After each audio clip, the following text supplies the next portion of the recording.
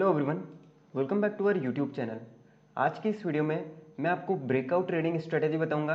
किस तरीके से आप ब्रेकआउट्स को ट्रेड कर सकते हैं, क्या क्या वो क्राइटेरियाज होते हैं और सबसे मेन कितने टाइप्स के ब्रेकआउट आपको मार्केट में देखने को मिलेंगे। ओवरऑल ब्रेकआउट से रिलेटेड मैं आपको सारी चीज़ें इस वीडियो में एक्सप्लेन कर दूंगा। सो प्लीज़ इस वीडियो को एंड तक देखना और टेलीग्राम को जरूर से ज्वाइन कर लीजिए और चैनल को सब्सक्राइब कर दीजिए। अब देखिए, ब्रेकआउट ट्रेडिंग स्ट्रेटेजी की अपन इस वीडियो में बात कर रहे हैं। अब मैंने ऐसे काफ़ी सारे एग्जांपल्स यहाँ पर नोट कर रखे हैं।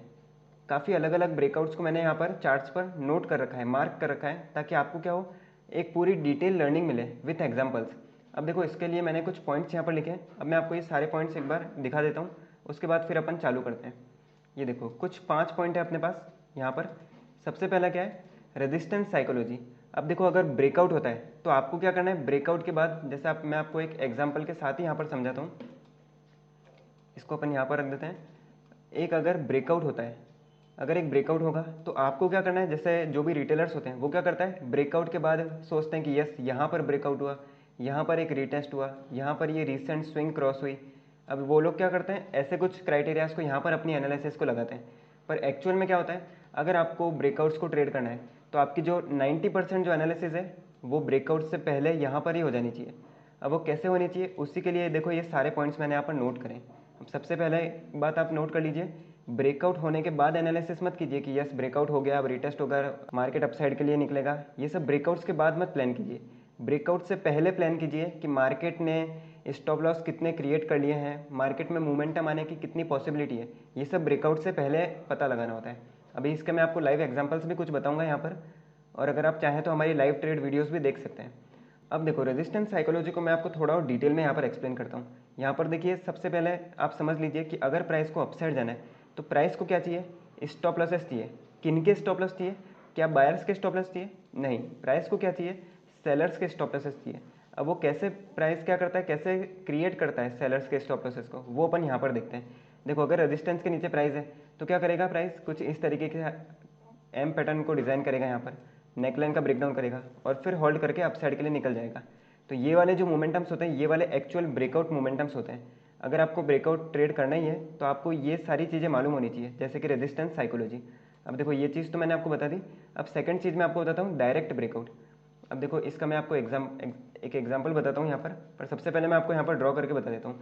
डायरेक्ट ब्रेकआउट क्या होता है कि प्राइस रेजिस्टेंस पे आया, कुछ इस तरीके से निकल गया, डायरेक्ट ब्रेकआउट कर दिया। ना कि प्राइस ने क्या करा, स्टॉप लॉसेस को लिया, ना कि सेलर्स को एक्यूमुलेट किया, ना कि सेलर्स के स्टॉप लॉसेस लिए, क्या करा, डायरेक्ट ब्रेकआउट कर दिया। तो ये जो डायरेक्ट ब्रेकआउट होते हैं ना, ये मैं आपको बता सकता हूँ कि ये 10 में से 8 बार क्या होते हैं, सस्टेन नहीं करते हैं। डायरेक्ट ब्रेकआउट सस्टेन मार्केट में नहीं करता है। अब मैं आपको इसका एक एग्जांपल भी यहाँ पर बताता हूँ। ये देखो, डायरेक्ट ब्रेकआउट्स क्या होते हैं, जैसे रिसेंट स्विंग के मैंने आपको बताया था। देखो, रिसेंट स्विंग ब्रेक करी डायरेक्ट इतनी स्ट्रॉन्ग कैंडल के साथ। तो ये सब क्या है, ये सब क्राइटेरियाज बायर्स को इन्वाइट करने के लिए होते हैं कि बायर्स, ज़्यादा से ज़्यादा बायर्स आ जाए ब्रेकआउट पे, और फिर प्राइस क्या करता है, एक रीटेस्ट करेगा, रीटेस्ट पे ग्रीन कैंडल भी देगा। देखो, पूरा ओवरऑल एक सेटअप आप देखेंगे तो पूरा सेटअप बना रखा है। रीटेस्ट भी करा, उसके बाद देखो नेक्स्ट डे ओपनिंग कहाँ करी, पूरे डाउन साइड के लिए। तो ये क्या होता है, ये जो ऐसे ब्रेकआउट्स होते हैं ना मार्केट में, ये सस्टेन नहीं करते। अब देखो, मैं आपको और भी डायरेक्ट ब्रेकआउट के एग्जांपल बताता हूँ। ये देखो, सबसे मेन एग्जांपल ये वाला, क्या करा प्राइस ने, ये पूरी स्विंग थी, इस पूरी स्विंग का क्या करा, डायरेक्ट ब्रेकआउट किया। अब डायरेक्ट ब्रेकआउट में मान लीजिए ये वाली स्विंग भी ब्रेक हुई, ये वाली स्विंग भी ब्रेक हुई, ये वाली स्विंग भी ब्रेक हुई, और सबसे मेन ये वाली स्विंग भी ब्रेक हुई। इतनी सारी स्विंग्स को ब्रेक करने के बाद प्राइस अगर ब्रेकआउट देके अपसाइड जा रहा है तो कौन सा रिटेल बायर्स यहाँ पर एक्टिव नहीं होगा? ऑफकोर्स ये बात है, इतने ब्रेकआउट्स देखने के बाद तो सब लोग यहाँ पर एक्टिव होते हैं। तो यहाँ पर प्राइस क्या करता है, उनके स्टॉप लॉसेस को लेके, उनकी लिक्विडिटी को लेके क्या करता है, डाउन साइड के लिए आ जाता है। तो देखो, ये जो मोमेंटम्स होते हैं ना, ये वाले जो मोमेंटम्स होते हैं, ये वाले मोमेंटम्स कैसे मिलते हैं, अगर आपको प्योरली रेजिस्टेंस का और रेजिस्टेंस बिकम सपोर्ट, सपोर्ट का, दोनों का, रेजिस्टेंस और सपोर्ट की अगर साइकोलॉजी मालूम है, तब आपको ऐसे बड़े बड़े शार्प मोमेंटम्स यहाँ पर मिलते हैं। अब देखो, डायरेक्ट ब्रेकआउट का मैंने आपको यहाँ पर एक एग्जाम्पल दिया। अभी अपन तीसरा अपना पॉइंट्स देख लेते हैं, ब्रेकआउट विथ स्टॉप लॉसेस। अब देखो, ब्रेकआउट स्टॉप लॉसेस के साथ कैसे होते हैं। देखो, प्राइस अगर मान लीजिए यहाँ पे आया, अगर अपसाइड जाके क्या कर रहा है, रेजिस्टेंस पे ही वापस जाके होल्डिंग कर रहा है। अब एक चीज़ आप ध्यान रखिए कि प्राइस क्या कर रहा है, रेजिस्टेंस पे किसको इन्वाइट कर रहा है, प्राइस रेजिस्टेंस पे सेलर्स को एक्यूमुलेट करता है, और फिर अगर प्राइस अपसाइड के लिए निकल रहा है तो ये वाले जो ब्रेकआउट्स है, ये वाले ब्रेकआउट सक्सेसफुल ब्रेकआउट्स के पैटर्न्स होते हैं मार्केट में। अभी मैं आपको कुछ एग्जांपल्स भी यहाँ पर बताऊंगा। अब देखो, मैं आपको डायरेक्ट एग्जांपल ही बता देता हूँ ताकि आपके लिए थोड़ा ईजी हो जाएगा। ये देखो, सबसे पहला, ये अभी 2-3 दिन पहले का ही मार्केट है। इतना अग्रेसिव गैप डाउन खुला, इतना अग्रेसिव क्या करा, इतनी स्ट्रॉन्ग कैंडल, 5 मिनट की कैंडल को आप देखिए, इतनी स्ट्रॉन्ग कैंडल। और क्या करा है प्राइस ने, और मैं आपको बता सकता हूँ कि एक लेवल अपन यहाँ पर ड्रॉ कर देते हैं। अब देखो ये वाली जो स्विंग थी, इस इतनी मेजर स्विंग का ब्रेकडाउन भी करा। ओवरऑल आप देख लीजिए, इस पूरे सिनेरियो में सेलर्स को एक्टिव करने के लिए सब कुछ किया प्राइस ने, पर क्या कर रहा है अल्टीमेटली प्राइस देखो क्या कर रहा है, अपसाइड आके रीटेस्ट करके पूरा अपसाइड आ गया, पूरी वी शेप रिकवरी कर ली और डे कहाँ गया है, डे हाई के नीचे आके क्या कर रहा है, सेलर्स को इन्वाइट कर रहा है। अब सिंपल सी बात है, प्राइस अगर नीचे जाना ही चाहता तो ये एक पुल बैक लगाया था प्राइस ने, यहाँ से निकल जाता नीचे। क्या कर रहा है देखो, इतनी स्ट्रॉन्ग कैंडल से प्राइस क्या कर रहा है, अपसाइड आ रहा है, होल्ड कर रहा है, वापस स्ट्रॉन्ग कैंडल से अपसाइड आ रहा है। तो प्राइस क्या कर रहा है, वी शेप रिकवरी कर रहा है यहाँ पर, और कहाँ कहाँ तक करी, पूरे डे हाई तक कर दी, पूरा मोमेंटम क्या कर दिया, एब्जॉर्ब। अब देखो रेजिस्टेंस पे जाके एक सेटअप बना रहा है, किसके लिए, सेलर्स के लिए, कि यहाँ पे मैं गलती से आ गया, अब मैं यहाँ से नीचे गिरूंगा। तो ये चीज़ क्या है, ये केवल स्टॉप लॉसेस को क्रिएट कर रहा है। प्राइस क्या कर रहा है, सेलर्स को इन्वाइट कर रहा है, और उनके स्टॉप लॉसेस कहाँ लगा रहा है, अप साइड के लिए। और देखो प्राइस क्या करता है, जब ब्रेकआउट्स के कुछ पैटर्न्स बनते हैं, तो ये वाले पैटर्न्स क्या होते हैं, सक्सेसफुल पैटर्न्स होते हैं। अब यहाँ पे आपको एग्जांपल में दिख ही रहा होगा, और ऐसे मैंने आपको अपनी यूट्यूब वीडियो में काफ़ी बार बता रखा है, तो आप चाहें तो एक बार उसको भी यहाँ पर देख सकते हैं। अब देखो और भी मैंने कुछ एग्जाम्पल नोट किए, ये देखो ये कौन सा ब्रेकआउट है, डायरेक्ट ब्रेकआउट है। अब मैं आपको कितने सारे एग्जाम्पल यहाँ पर बता सकता हूँ। अब देखो छोटे टाइम फ्रेम पे अगर आप जानना चाहो, छोटे माइनर लेवल्स पे, तो देखो ये भी क्या है, डायरेक्ट ब्रेकआउट है, क्या करा, डाउन साइड के लिए आ गया। ये छोटे छोटे लेवल्स पे मैं आपको बता रहा हूँ। अब देखो मैंने कुछ एग्जांपल्स यहाँ पर नोट कर रखे हैं। ये देखो क्या है, ये पूरी स्विंग का गैप अप के साथ ब्रेकआउट कर रहा है, एक काइंड ऑफ रीटेस्ट कर रहा है। पूरा पैटर्न, पूरा सेटअप किसके लिए है, बायर्स के लिए। गैप अप भी है, ब्रेकआउट भी है, पूरी स्विंग का ब्रेकआउट है, सब कुछ बायर्स के लिए। पर अल्टीमेटली प्राइस गया कहाँ, डाउन साइड के लिए। तो ये होता है स्टॉप लॉस हंटिंग का कमाल। आपको अगर सारे क्राइटेरियाज मालूम है कि ब्रेकआउट कौन कौन से सक्सेसफुल होते हैं, कौन कौन से फेल होते हैं, तो आपके लिए स्टॉप लॉस हंटिंग काफ़ी इजी बन जाएगी। अभी मैं आपको 1 डे के टाइम फ्रेम पे भी मैं आपको कुछ एग्जांपल्स बताऊंगा, ताकि क्या आपका थोड़ा कॉन्फिडेंस बिल्ड हो जाए। अब यहाँ पे अभी जो मैंने आपको सेटअप बताया, एग्जैक्ट 100% वही वाला सेटअप। ये देखिए ये पूरी एक स्विंग है, यहाँ पे देखो प्राइस ओपनिंग करता है, इतना डाउन साइड के लिए जाता है, अप साइड आके रीटेस्ट करके पूरा वी शेप रिकवरी कर रहा है। ओवरऑल आप समझ लीजिए वी शेप रिकवरी करी, इतना ऊपर आके क्या कर रहा है, एक एम पैटर्न ड्रॉ कर रहा है, एम पैटर्न की नेकलाइन का ब्रेकडाउन कर रहा है।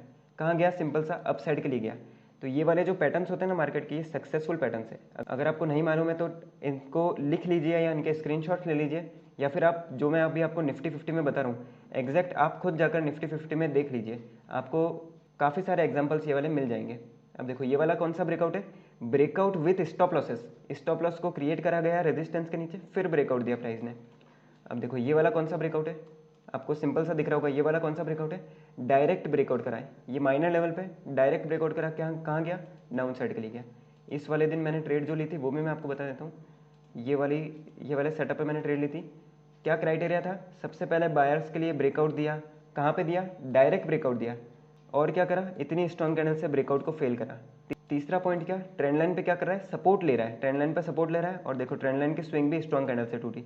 तो यही एग्जैक्ट इसी कैंडल की क्लोजिंग पे मैंने यहाँ पर ट्रेड बनाई थी, और देखो पूरा कितना अच्छा शानदार टारगेट अपने को मिला। तो अगर मैं, आप सोच लीजिए कि केवल मैं यहाँ पर अपनी एनालिसिस करता कि यस चलो ब्रेकआउट हो गया, अब मैं रीटेस्ट का वेट करूँ, अब मैं उसका वेट करूँ, तो क्या होता, ये सेटअप मुझसे मिस हो सकता था। मान लीजिए यहाँ पे प्राइस क्या करता, थोड़ा रीटेस्ट वगैरह करके डाउन साइड के लिए आता, क्योंकि हमेशा आपको ऐसे शार्प मोमेंटम्स देखने को नहीं मिलेंगे मार्केट में। इसलिए जो मैं आपको बताता हूँ, लॉजिक और साइकोलॉजी पे सब चीज़ टिकी हुई है, तो आप इन्हीं चीज़ को मास्टर करने की कोशिश कीजिए। केवल यहाँ मत सोचिए कि यहाँ पर ब्रेकडाउन हो गया, अब अपने को यहाँ ट्रेड लेनी है। इससे पहले के सारे सिनेरियोज देखिए, जैसे यहाँ पर ब्रेकआउट हुआ है, यहाँ पर ट्रेंड लाइन पे सपोर्ट लिया, स्ट्रॉन्ग रिजेक्शन आया रेड डाउन साइड के लिए रेड कैंडल में, ये सब क्राइटेरियाज क्या देखने पड़ते हैं शुरुआत में। अब देखो ये वाला इतने बड़े लेवल का एग्जांपल आपको बताता हूँ, क्या ब्रेकआउट किया है, देखो सिंपल सी ये वाली रेंज है, इस रेंज में देखो क्लोजिंग का करी थी, इस पॉइंट पे डायरेक्ट गैप अप ओपनिंग करी और इतना अग्रेसिव अपसाइड के लिए निकल गया, डायरेक्ट ब्रेकआउट किया। डायरेक्ट ब्रेकआउट के बाद क्या कर रहा है, वीक हो गया प्राइस क्या हो गया, पूरे तरीके से कमज़ोर हो गया। अब अगर आप ऐसे सिनेरियो पे अगर आप सोचेंगे कि नहीं यार क्या हो गया, ब्रेकआउट हो गया, अब यहाँ पर थोड़ा वीकनेस दिखा के रीटेस्ट कर रहा है, फिर ये वाली स्विंग को क्रॉस करके ब्रेकआउट देगा तो ये सक्सेसफुल होगा, पर ये चीज़ें क्या है, पूरे तरीके से गलत है। ये इलॉजिकल चीज़ें मार्केट में, अगर आप खुद मार्केट को बैक टेस्ट करेंगे, ये सारी जो मैं क्राइटेरियाज आपको बता रहा हूँ, अगर आप बैक टेस्ट करके देखेंगे तो आपको खुद पता चल जाएगा। आप केवल मेरी बात पर विश्वास ना कीजिए, आप जाकर चेक कर लीजिए मार्केट में। इतना बड़ा गैप अप लेने के बाद, इतने स्ट्रॉन्ग कैंडल से अपसाइड जाने के बाद, ब्रेकआउट करने के बाद ही मार्केट क्यों साइडवेज हो रहा है, ब्रेकआउट के बाद तो अपन ने देखा है बायर्स आते हैं तो मार्केट को निकलना चाहिए, पर ब्रेकआउट के बाद प्राइस क्यों साइडवेज हो रहा है? क्योंकि यहाँ पर कौन आ रहे हैं? रिटेल बायर्स आ रहे हैं। और प्राइस क्या करता है? रिटेल्स बायर को केवल एक्यूमुलेट करता है, उनके स्टॉप लॉसेस क्रिएट करता है। अब देखो मोमेंटम कहाँ आया? मोमेंटम उल्टी साइड में आया। ब्रेकआउट करने के बाद तो रीटेस्ट करके ऊपर मोमेंटम आना चाहिए, पर मोमेंटम कहाँ आया? पूरा उल्टा आया। तो ये चीज़ कोई मार्केट में एक दो बार नहीं हो रही है, ये चीज़ रेगुलर बेसिस पर हो रही है। अगर आप थोड़ा डिटेल में ध्यान देंगे मार्केट पे, अगर आप ये सेटअप्स को ढूंढेंगे मार्केट में, तो आपको खुद ब खुद पता चल जाएगा। अब देखो ये वाला भी कौन सा एग्जाम्पल है? अब देखो ये वाला एक इंटरेस्टिंग एग्जाम्पल मैं आपको यहाँ पर बताता हूँ।